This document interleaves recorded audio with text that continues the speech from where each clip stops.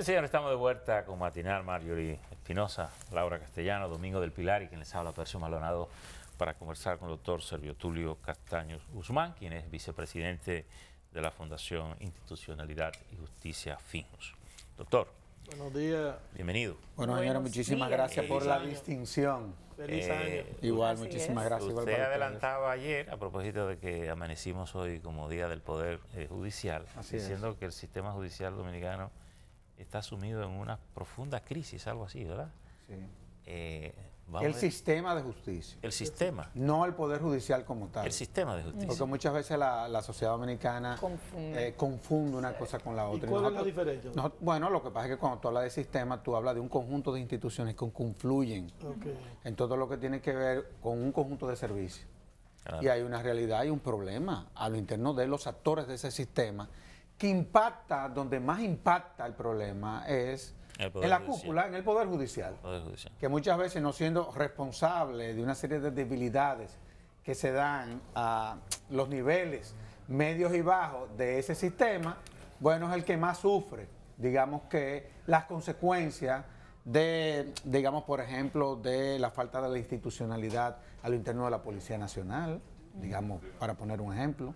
El problema que se vive a lo interno del propio Ministerio Público, que tenemos un Ministerio Público que todavía está en proceso de formación como institución a la luz de la Constitución del 2010. Y vemos también cómo el propio sistema penitenciario, de una u otra forma, impacta en todo lo que es este sistema. Y el que más sufre, sin lugar a dudas, es el que es el poder, el que es la cúpula de este sistema, que es el Poder Judicial. Y por eso nosotros hemos dicho que hay un problema que es real como sistema. Pero tampoco todo está perdido. Obviamente, si esto sigue como va, como sigue, y no lo abordamos, porque esto se parece a la luz del Evangelio, a la luz como cuando uno está viviendo un proceso de conversión, a los tipos de pecados que hay. Hay uno que tú sabes, inclusive, antes de cometer lo que está mal, pero hay otro que tú vives justificando. Entonces yo creo que este es el momento ya, frente a lo que ha sido este destape, digámoslo así. Porque déjenme decirle, esta situación que se está viviendo al interno del Poder Judicial, esta no es la primera vez que pasa tampoco. Lo que pasa es que ha confluido todo lo que tiene que ver con los casos de corrupción que se han sometido, que no ha habido forma de que el sistema le dé respuesta. Eso ha indignado a la sociedad dominicana. Ha indignado a la sociedad dominicana, por ejemplo, que la fiscal del distrito diga que de cada 10 expedientes penales que a ella le llegan, en Nueva hay involucrados policías y militares. Eso indigna a la sociedad dominicana. Indigna a la sociedad dominicana que la jurisdicción, me refiero a la contenciosa administrativa, que a diferencia de la constitucional, que está para controlar el poder, esta está para someter al orden a la administración, se diga desde a lo interno de ese sistema de justicia que en esa jurisdicción hay problemas. Entonces hay problemas. Entonces nosotros lo que hemos tratado de ver de qué forma nosotros podemos contribuir, haciendo propuestas, en fin, y también reconociendo que hay problemas en el sistema. Nosotros no podemos seguir justificando esto. ¿Qué puede surgir hoy desde la voz más alta del Poder Judicial? Mira, yo pienso que el magistrado Mariano Germán tiene una gran oportunidad. Él nunca va a tener una mejor oportunidad que la de hoy para, si se quiere, decir un discurso que pueda contribuir a que la sociedad dominicana vuelva a retomar la confianza en el sistema de justicia. Cuando tú ves todos los diagnósticos que se han hecho sobre la base de la percepción, los niveles de confianza que tiene la sociedad dominicana frente al Poder Judicial, el 85% de la sociedad dominicana no cree en eso. Entonces, tenemos un problema. Cuando a la Policía Nacional se le presentó un problema similar, digo, sigue teniendo problemas, pero a nivel de imagen la institución ha mejorado. ¿Qué hizo la Policía Nacional? Que es lo que nosotros hemos propuesto. Hizo un foro en donde confluyeron expertos y en donde sobre la base de los problemas reales que hay a lo interno de la institución salieron 14 puntos. Pero miren, los 14 puntos que están atentando contra la imagen de la Policía Nacional son estos. El primero es, bueno, que hay que reformar la norma porque la Policía Nacional tiene una estructura esquizofrénica que a lo interno de ella, sus instituciones viven chocando. Eso está atentando contra la imagen institucional de la policía. eso hay que resolverlo. Que la ARS de la PN hay que transferirse a la SENASA, porque eso es un negocio lo que hay allá adentro. Entonces, esas son las cosas que yo pienso que en la actual coyuntura se debe de dar a lo interno del sistema de justicia. Por ejemplo, nosotros siempre hemos visto que toda la reforma al sistema de justicia muchas veces se hace al margen de instituciones que conforman ese sistema. Yo creo que es el momento de que por primera vez todas estas instituciones confluyan y digan, ven acá, mira, hay un problema aquí entre policías y fiscales. Hay un problema entre fiscales y el Poder Judicial. Hay un problema, por ejemplo, en el caso del sistema penitenciario, en donde el crimen organizado opera desde esas instancias. Si tú te vas, por ejemplo, a las clonaciones de tarjeta de crédito, más del 80% de las clonaciones de tarjeta de crédito se hacen en recintos penitenciarios. Entonces hay un problema en el sistema. Y eso es lo que nosotros estamos diciendo.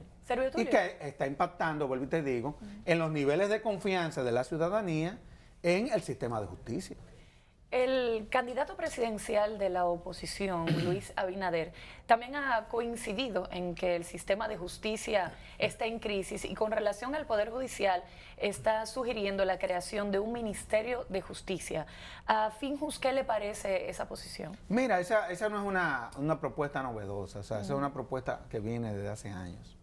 Inclusive aquí hubo un Ministerio de Justicia. O sea, la Procuraduría General de la República en principio es el Ministerio de Justicia. Es lo que está tratando de deslindar todo lo que tiene que ver con las funciones de persecución de la Fiscalía con lo que son las otras funciones de la Procuraduría General de la República. Eso es lo que él está tratando de plantear. Ahora, es una propuesta que habría que analizarla. ¿Eso ha funcionado en otros países? Habría que ver. Porque a fin de cuentas, todos los procuradores generales que yo conozco en el mundo, todos, son figuras políticas. En los Estados Unidos, en América Latina, en Europa. Pero el hecho de que la cúpula del Ministerio Público sea una figura política, eso tampoco es, ese tampoco es el problema. Si tú agarras, por ejemplo, la estructura institucional del Ministerio Público en la República Dominicana, se supone que debe de haber, a niveles medios y bajos, una independencia funcional del Ministerio Público. Entonces, ahí es donde nosotros tenemos que trabajar. Ahí es donde nosotros tenemos que hacer esfuerzo. Es decir, que los miembros del Ministerio Público tengan independencia funcional. Entonces, habría que analizar si propuestas como esa han dado resultados en otros países. Que a nivel teórico y legislativo se supone que con el Estatuto del Ministerio Público... Claro que sí. Tengamos las pautas para ese... En esta ocasión, con la Ley Orgánica del Ministerio Público, acuérdate que el Estatuto, a la luz de la Constitución del 2010, la modificamos. Si tú lees la Ley Orgánica del Ministerio Público, y si real y efectivamente eso lo llegamos a implementar en su totalidad, yo creo que se garantizaría de manera sustancial una independencia funcional al interno del Ministerio Público. Ahora, eso a propuesta de él habría que analizarlo. Ahora, esa es la visión política, esa es la visión de un político. Pero a mí me gusta concentrarme en la visión institucional. Yo he ido, por ejemplo... Pero es más sencillo la implementación de los estatutos y puntos. Es lo que te digo, por ejemplo, se ha pedido que el presidente de la Suprema Corte de Justicia renuncie. Eso es un error. Eso es un error. Eso es un error. El presidente de la Suprema Corte de Justicia lo que tiene es que implementar las políticas que, de conformidad a los diagnósticos ya que él maneja, van a contribuir a fortalecer el Poder Judicial. Yo me pregunto en todo este proceso, yo no sé si haber creado el Consejo del Poder Judicial eso sirvió para algo. Yo no sé si era mejor que todo lo que tenía que ver con la parte administrativa del Poder Judicial y la parte disciplinaria hubiese seguido estando en manos del Pleno de la Suprema Corte de Justicia. Yo no sé honestamente para qué ha servido eso. Eso yo creo que un eventual debate, eso hay que ponerlo sobre la mesa. Porque cuando tú ves cómo viene operando de conformidad con lo que establece la Constitución, este órgano que se suponía que era y es el órgano de gobierno del Poder Judicial, que es una situación que se está dando al interno del Ministerio Público con el Consejo Superior del Ministerio Público. Yo no sé honestamente si eso ha contribuido a fortalecer, en un caso, el Poder Judicial y en otro caso el Ministerio Público. Yo no te pudiese decir si eso es real y efectivamente ha servido para algo. Entonces, esas son cosas que nosotros tenemos que ponerlas sobre la mesa. Hay que discutirlas. Eso hay que discutirlo. Doctor, Domingo. retomando las expectativas que hay en torno al discurso del presidente de la Suprema Corte de Justicia, y no le voy a preguntar si usted fuera el presidente de la Suprema Corte Porque yo de nunca seré el Justicia, presidente de la Suprema Corte de pero si Justicia. usted fuera Esas al son cosas que menos no el tienen mi agenda. relator de sus discursos o consejero del presidente de la Suprema Corte de Justicia, 3 acciones puntuales que debería él enunciar en el día de hoy para tratar de rescatar esa imagen tan deteriorada que tiene la justicia o el sistema de justicia en estos momentos. Mira, 3 acciones puntuales. yo pienso que el hecho de que el sistema de justicia le esté dando respuesta a casos, por ejemplo, que tienen que ver con actos dolosos que hayan cometido miembros de ese poder, yo creo que eso más que negativo ha sido positivo durante este proceso. Yo creo que eso lo debiera de destacar. Okay. O sea, nosotros le estamos dando respuesta a una situación que se presentó y que se ha venido presentando al interno del Poder Judicial durante décadas. Nosotros, inmediatamente se nos advirtió, se nos denunció sobre la base de las investigaciones que nosotros hemos venido realizando. Detectamos esos hechos, nosotros le hemos querido dar respuesta a esto. Otra cosa es, el Poder Judicial tiene que dar la impresión de que todo lo que tiene que ver con sus organismos internos, me refiero a la Inspectoría Judicial, a todo lo que tiene que ver con los órganos de control, tiene que dar la impresión hacia la sociedad de que estos órganos están funcionando, porque desde la sociedad se percibe que no están funcionando. Yo creo que el presidente de la Suprema Corte de Justicia, ante la presencia del presidente, tiene que reclamarle al Congreso Nacional y al Poder Ejecutivo los fondos que, de conformidad con la ley, a estas instituciones le corresponde. Y te voy a decir por qué. Porque eso es parte del problema. Es decir, el Poder Judicial no es una oficina de abogados. El Poder Judicial es una institución que requiere la inversión permanente de recursos. Para que ustedes tengan una idea, y por eso nosotros lo reseñábamos en la nota que hicimos circular a los medios de comunicación, uno de los problemas del sistema de justicia es la falta de recursos. Nosotros tenemos el sistema de justicia peor pagado de América Latina y es muy probable. Yo no di que había habido avances en ese sentido. No. Bueno, En cuanto a la asignación de los recursos, no. Hace 15 años quizás, pero En eso cuanto se a la quedó asignación hace de los tiempo. recursos, no. Para que tú tengas una idea, al sistema de justicia se le asignan menos fondos que probablemente que lo que se le asignan al Congreso Nacional. O sea, al Poder Judicial, a la Comenzando por Suprema ahí. Corte de Justicia. Eso es totalmente insólito.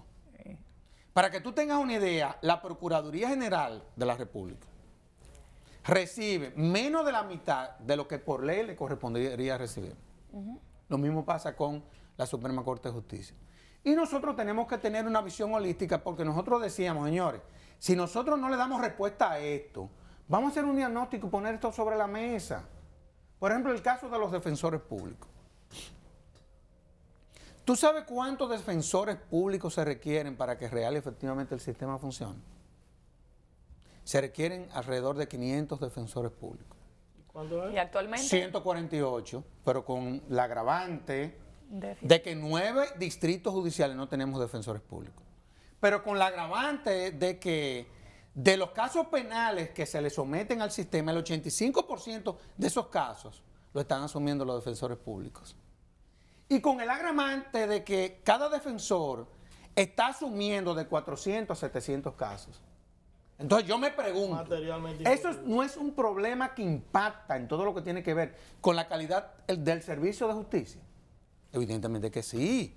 Y con la percepción de la población, Entonces, que es la con que una más percepción directamente negativa. lo Entonces, recibe. estas son las cosas y por eso nosotros hemos dicho, señores, esto no es una cuestión de convocar al Consejo Nacional de la Magistratura. El Consejo Nacional de la Magistratura no tiene nada que buscar Servio. Bueno, en este proceso. Ahí iba Servio, porque una cosa es el proceso institucional y otra cosa el aspecto político del tema, que evidentemente son distintos, pero no los podemos desvincular. El llamado a la convocatoria, primero con el problema de la Suprema Corte de Justicia, pero hay muchos que van más allá y que pretenden que es necesario cambiar la misma composición del Consejo Nacional de la Magistratura Bueno, yo te voy a decir lo siguiente. para despolitizar la justicia. Pero mira, eso yo creo que nosotros tenemos que comenzar a desmontar mitos aquí. y de una u otra forma informarle a la ciudadanía cómo es que esto funciona. Porque parecería que el poder político controla todo el sistema. A lo único que tiene acceso el poder político desde el Consejo Nacional de la Magistratura es a nombrar a los miembros de las altas cortes. Que dicho sea de paso, en cuanto a lo que tiene que ver con el Poder Judicial, solamente tiene capacidad para nombrar al 25% de la matrícula. Digo, para ir desmontando cosas. Sí. Tenemos que ir desmontando cosas. O sea, yo te puedo decir, bueno, en el Tribunal Constitucional, el Consejo Nacional de la Magistratura tiene la facultad de nombrarlo a todos. Bueno, pero es que sucede que el Tribunal Constitucional es donde se dirime todo lo que tiene que ver con el componente político de la justicia. Eso tiene un sentido. O sea, tenemos que ubicarnos en el contexto. Entonces, cuando se dice, vamos a modificar la composición del Consejo Nacional de la Magistratura, bueno, habría que ver, yo pudiese partir de si haber introducido la figura del procurador como miembro del Consejo ha resultado ser beneficioso. Eso lo pudiésemos debatir. Pero de ahí a que nombremos al presidente del Colegio de Abogados, yo no sé si todavía el Colegio de Abogados está en condiciones para ser miembro del Consejo Nacional de la Magistratura. Porque generalmente los presidentes... Parece que ellos generalmente los presidentes de los colegios de abogados generalmente llegan a esas posiciones a través de los partidos políticos. Entonces vamos a estar en lo mismo. Exacto. La composición seguirá siendo política. Tendríamos que analizar, ¿sería conveniente, por ejemplo, introducir, por ejemplo, a la mesa de decanos, digamos así, como miembro del Consejo Nacional de la Magistratura? Bueno, ese es un debate porque un 25%, como decía, de los miembros de la matrícula de la Suprema Corte de Justicia vienen de la academia, digamos así. ¿En serio? Entonces, esas son las cosas que hay que debatir, pero hay que comenzar a desmontar mitos. Porque los otros miembros del Poder Judicial no vienen de la política, pero vienen de la carrera. Siguiendo, ¿tú ves? Entonces, siguiendo esos mitos y quizás centrado en en el aspecto político, no solo desde el punto de vista del manejo del Consejo, sino de la actitud de la clase política para procurar un sistema de justicia que uno supone que en una democracia es un elemento esencial por la brega cotidiana con la ciudadanía, con los temas comunes de la gente, que es donde la gente comprueba, dice, bueno, ya en lo que va de año han asesinado a 4 mujeres, y bueno, un militar se mete al patio de un tribunal y mata a la señora y una se le salva a tablita, pero al individuo lo dejan entrar armado ahí. Había sido desertor de su institución y supone que la institución la andaba buscando, pero él encontró la procuraduría. Y hay que ver si era real y efectivamente un desertor de la institución. Correcto. Entonces, porque una de las quejas de la policía es que muchas veces que cuando se dan situaciones como esta, siempre se dice que eran desertores. Sí. Y cuando tú vas a investigar, seguían siendo miembros de la institución. Parece que hay una constancia de que lo andaban buscando. Pero lo que quiero decir es hasta dónde la clase política está convencida del valor del Poder Judicial en el sistema democrático y tiene la voluntad para promover esos cambios que incluyen dar un mayor presupuesto, tomar la decisión, requerir de las otras instancias, porque comenzando por el propio Poder Ejecutivo, cuando el presidente sube la mano, lo que le dice al país es cumplir y hacer cumplir la ley. Por tanto, el poder político queda comprometido en reclamarle por las vías correspondientes a los presidentes de las cortes que se cumplan con la Constitución, que se cumplan con la ley. ¿Hasta dónde el país tiene una clase política convencida? Y lo que hace a veces es escudarse en la ineficacia del sistema judicial para decir, bueno, eso está en manos de la justicia, pero al final no quiere que suceda nada. Pero mira, ese es el principal problema, lo que tú estás planteando. Bueno, pues ahí está planteado. Claro que sí. Tú tienes que entender también que, bueno, ya hay que hablar de clase política, esa es la realidad. Y hay que hablar de clase política, a veces a ellos no les gusta. Lo que pasa es que cuando tú ves cómo se comportan otras clases, digámoslo así, hay unas que están sometidas al orden y ellos no. Entonces hay que comenzar a deslindar esto. Es decir, mientras el sector empresarial, mientras el sector privado, mientras todos los que estamos aquí estamos sometidos a un orden, ese es un sector que no hay ningún tipo de regulación que es real y efectivamente lo somete al orden. Y hemos visto cómo lo han invadido todo, esa es la realidad. Y existe la percepción que también han invadido, yo eso todavía no lo tengo bien claro, cúpulas de otros poderes del Estado, por ejemplo, del Poder Judicial, en fin. Eso se dice. Porque a fin de cuentas la elección de estas cortes, digámoslo así, son procesos políticos. Pero a mí lo que me llama la atención es que frente a situaciones como esta, entonces, la clase política, en sentido general, como te llama a ti, como le llama la atención a todo el mundo, no haya querido también replantearse ellos, como clase, cómo darle respuesta a esa situación. Entonces vemos una clase política que no quiere que la regulen a través de una ley de partido. Vemos que es una clase política que no ha querido comprometerse con la reforma policial. Yo siempre he dicho, no hay una cosa que yo respete más que a los miembros de la policía, y ellos lo saben, y a los miembros de los partidos políticos, porque he llegado a la conclusión de que son importantes y que vamos a tener que ver de qué forma podemos cuidarlo de ellos mismos por los niveles de desórdenes con lo que muchas veces vemos que realizan sus actividades. Bueno, eso tiene un impacto. Habrá que ver de qué forma entonces esta gente hace un compromiso. Por ejemplo, el asunto del presupuesto. ¿Quiénes son los que confluyen en el Congreso Nacional? Son los partidos políticos. O sea, no te creas que tampoco esa es la responsabilidad de un presidente o de un partido gobernante. Y cada vez que se da el debate a lo interno del Congreso, tú te encuentras que dejan sola la fundación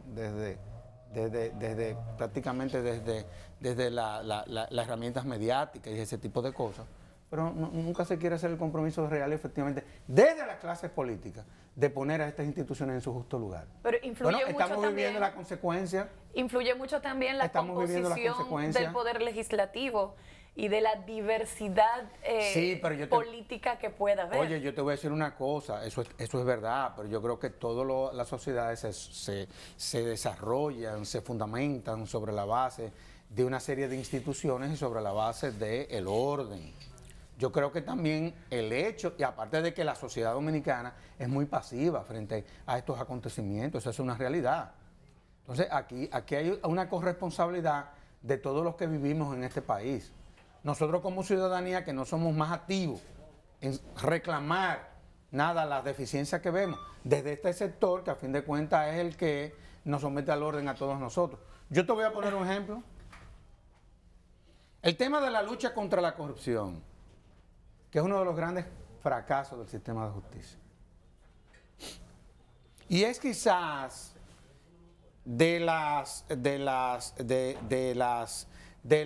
situaciones a las que el sistema tiene que darle respuesta, desde la sociedad, lo que más ha producido indignación. Yo no sé si tú viste el día pasado que la presidenta de la Cámara de Cuentas, para que la sociedad dominicana entienda, la presidenta de la Cámara de Cuentas es el órgano rector del Sistema Nacional de Control. Claro. Y en virtud de la nueva ley de las declaraciones juradas, es a ella a quienes hay que remitirle los formularios de los bienes que tienen las personas que ocupan posiciones públicas. Bueno, pues la presidenta de la Cámara de Cuentas le remitió al Procurador General, persona que yo respeto, sobre todo por sus niveles de honestidad, pero ese no es el debate. Ese no es el debate. Le remiten 1000 y pico de expedientes de funcionarios que no cumplieron con el mandato que establece la ley, que entre otras cosas está la destitución, entre otras cosas. Aparte de haber sido sometido a la justicia. Pero nunca hemos destituido a nadie. Déjame explicar. Cuando eso se da, yo hice la declaración de que el Ministerio Público tenía una excelentísima oportunidad para que conjuntamente con impuestos internos, poder entonces ver si estas personas que se han negado, ya sea por ignorancia o por lo que tú quieras, no quiero emitir juicios aquí, hacer su declaración, tenía impuestos internos la excelentísima oportunidad de ver si esa persona, antes de ocupar esas posiciones, venían haciendo sus declaraciones de impuestos internos. Porque es ahí que se agarra la gente. Por supuesto. Es ahí que se agarra la gente. ¿Qué se ha hecho? Nada. Entonces, eso es lo que percibe la ciudadanía. Entonces, más que cuando los casos que llegan, de 250 casos que se han llevado a la justicia en los últimos 25 años, solamente el sistema le dio respuesta a 2. Entonces, aquí hay un problema. Aquí hay un problema, entonces la ciudadanía se indigna.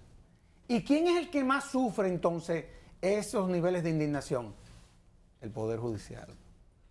El Poder Judicial. Doctor. Por eso es que yo te he dicho que aquí tenemos que ver de qué forma estas instituciones confluyen, juntas. No que cada vez que vayamos a iniciar un proceso, cada una de manera separada vaya o al Congreso o haga un acto diciendo lo que como institución, de conformidad con sus atribuciones, cuáles son las políticas que va a diseñar. No, vamos a comenzar a pensar en sistema, a ver qué respuesta de manera holística le damos a este problema. Y yo aspiro al que el presidente de la Suprema Corte de Justicia, su discurso en el día de hoy, su contenido sea sobre la base del tono de lo que yo estoy explicando aquí. Bien. Porque yo creo que de eso es de lo que se trata. Doctor, finalmente otro tema que nos gustaría escuchar su opinión, y es que en los últimos días ha habido un gran debate es en torno a la ley de control de armas de fuego en manos de la población civil. Nos gustaría saber cuál es la posición de Finjus respecto a esto. Bueno, hay un proyecto del diputado Ito Bisonó que nosotros hemos venido empujando, que ha generado una serie de controversias. Pienso que las controversias han venido de sectores que no han leído el proyecto. Eso pasa mucho. Para variar, claro. Esa es la realidad. Hemos visto que el procurador ha manifestado algunas preocupaciones que ya fueron revisadas en la consultoría o en el Ministerio de la Presidencia, y uno lo que espera es que esta ley sea aprobada por el Congreso, y te voy a decir por qué. Porque esa ley es uno de los componentes de lo que sería el diseño de una política criminal que pueda contribuir a disminuir los feminicidios, a disminuir todo lo que tiene que ver con los actos delictivos que se cometen desde la sociedad. Para que tú tengas una idea, de todos los homicidios que se cometen, solamente desde la criminalidad se comete el 33%. El otro 66% se comete desde la sociedad, en colmadones, en discusiones en las vías, riñas. Es decir, nosotros estamos frente a un problema grave, y nosotros hicimos un diagnóstico en la fundación que reflejó, yo sé que estamos terminando, lo siguiente. Reflejó que el que tiene arma está expuesto a que lo maten 16 veces más que el que no tiene arma. Está dispuesto a suicidarse 20 veces más que el que no tiene arma. Es decir, ahí salieron una serie de datos que debieron de llevar al centro de la reflexión, no solamente a las autoridades, sino también a aquellos, como yo no creo en eso, a aquellos que portan armas de fuego. Servio Tulio, no tenemos más tiempo, pero muy brevemente, ¿qué rol entiendes que están jugando las instituciones de la sociedad civil involucradas con el tema justicia en este momento? Poniendo aparte a Finjus, que siempre ha tenido características y metodologías distintas en su participación de los debates, pero sabiendo claramente quiénes llevan liderazgo mediático en estos temas. Mira, yo pienso que la sociedad civil debe de ser más activa. Nosotros estamos implementando muchos proyectos al interno del sistema de justicia, a lo interno de la policía, con el mismo Ministerio Público, con la defensa pública. Para que ustedes tengan una idea, porque parecería muchas veces como que uno es un vociclero, y ese no es el caso. O sea, nosotros somos miembros del Consejo Académico de la Escuela Nacional del Ministerio Público, el Consejo Nacional de la Defensa Pública, de 60.000 cosas más que están ligadas al sistema de justicia. Entonces, cuando nosotros planteamos que hay un problema, sabemos por qué lo estamos planteando. Pero hay otras entidades que caen en la vocinglería. Lo que pasa es que una cosa es tú denunciar y estar sometiendo expediente a tribunales, y bueno, y eso está muy bien, pero esa no es la visión de la fundación. La fundación está para tener una visión de propuestas. O sea, nosotros diagnosticamos un problema. Por ejemplo, nosotros estamos haciendo un diagnóstico en todo lo que tiene que ver con el sistema penal, porque estamos viendo que hay algunos inconvenientes. Bueno, con la finalidad de que las autoridades después diseñen políticas. Y por eso es que tú ves que la Finjus se ha convertido en una institución en donde todo lo que tiene que ver con los procesos de reforma está desde el punto de vista técnico, asistiendo al Ejecutivo, al Congreso Nacional y a los actores del sistema. Doctor. Entonces nosotros tenemos una visión de conjunto y una visión de propuestas. Obviamente siempre tenemos que ejercer el advocacy, es decir, tenemos que manifestar algunas preocupaciones, Pero esa no es la función esencial de la Fundación Institucionalidad y Doctor, Justicia. Eso quiero que quede bien claro. Vamos a dejar la probidad para su próxima intervención, que hoy se nos está Totalmente. Despedimos a Servio Tulio Castaños Guzmán, vicepresidente ejecutivo de la Fundación Institucionalidad y Justicia. Bueno, que le vaya bien hoy. Bueno, eso espero. Y así será. Así será. Ya veremos cómo se cumplen esas El presidente de la Suprema Corte de Justicia es un hombre muy inteligente y es un hombre muy sensato. Lo conozco desde la universidad y para que ustedes sepan la relación que nos une, fue mi padrino de tesis. Bueno, ya veremos cómo transcurre todo. Señores, gracias por la sintonía. Nos vemos mañana.